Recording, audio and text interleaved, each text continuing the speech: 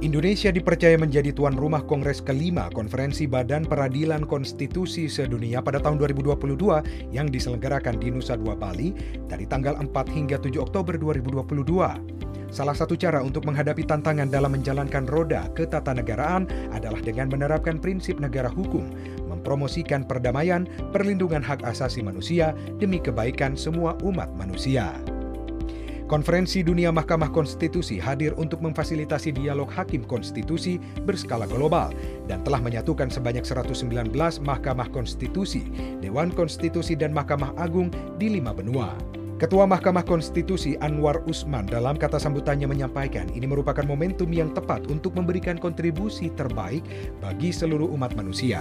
Tema Kongres kelima ini sangat relevan untuk dibahas bersama dalam mewujudkan perdamaian dan keadilan bagi bangsa-bangsa di dunia.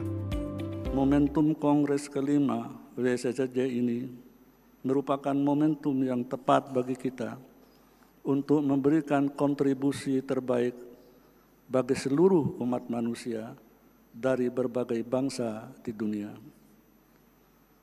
Tema ini sangat relevan untuk kita bincangkan sebagai bentuk kontribusi bersama dalam mewujudkan perdamaian dan keadilan bagi bangsa-bangsa di dunia.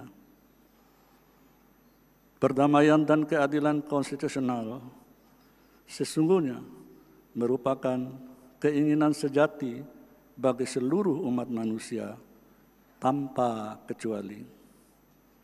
Dan konstitusi tentunya mengatur tentang hal tersebut agar perdamaian dan keadilan dapat terwujud.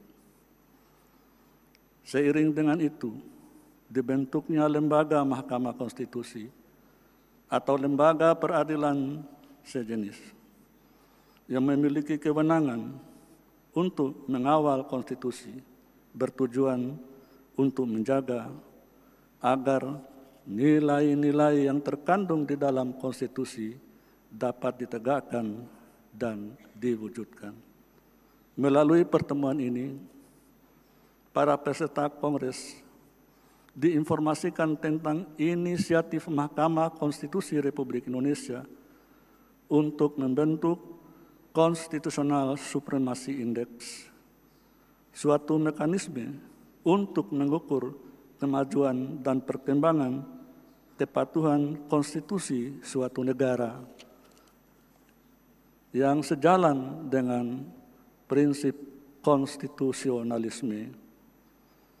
Ide pembentukan Constitutional Supremacy Index juga untuk mengukur apakah cabang-cabang kekuasaan negara telah mengimplementasikan nilai-nilai konstitusi.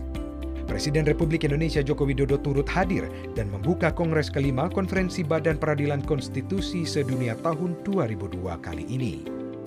Saya memahami pentingnya peran Bapak Ibu yang mulia para hakim konstitusi dalam kehidupan berbangsa dan bernegara.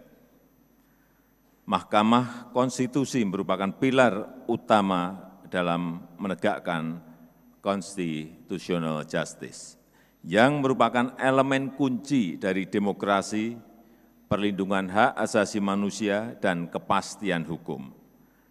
Namun, tugas Bapak Ibu yang mulia, hakim konstitusi, dan juga tugas kita bersama saat ini semakin sulit dan semakin berat. Selain menegakkan constitutional justice, semua negara di dunia saat ini harus menangani beberapa krisis. Pandemi belum sepenuhnya berakhir, perekonomian dunia belum sepenuhnya bangkit, dan dunia dikejutkan lagi dengan perang antara Rusia dan Ukraina yang mengacaukan rantai pasok perdagangan global.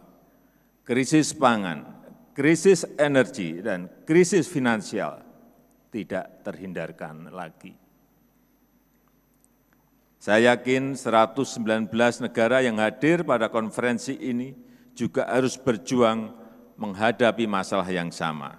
Bagaimana menghadapi krisis pangan, bagaimana menghadapi krisis energi, dan bagaimana menghadapi krisis finansial. Krisis yang dipicu oleh pandemi dan kemudian diperparah oleh perang Rusia-Ukraina tampaknya belum ada harapan untuk segera usai. Pandemi COVID-19 memang mulai mereda dan kita tetap harus selalu waspada, tetapi perang Rusia-Ukraina dan masing-masing sekutunya belum ada tanda-tanda akan segera berhenti. Perang yang berkelanjutan akan mengakibatkan krisis dunia yang berkelanjutan. Tentu saja kita ingin perang segera dihentikan dan perdamaian segera dibangun. Itu harapan kita semua. Kita harus bersama-sama berjuang untuk menghentikan perang dan membangun perdamaian. Tetapi kita juga harus bersiap untuk memitigasi dan mengelola krisis dengan sebaik-baiknya. Dengan kata lain, selain memperjuangkan constitutional justice yang merupakan elemen kunci dari demokrasi, perlindungan HAM, dan kepastian hukum, masing-masing negara pasti sedang berjuang keras menghadapi krisis pangan, energi, dan finansial. Masing-masing negara pasti mencari titik sinergi antara constitutional justice dan penanganan krisis. Presiden Joko Widodo berharap konferensi ini menjadi forum untuk bertukar pikiran dan bertukar pengalaman.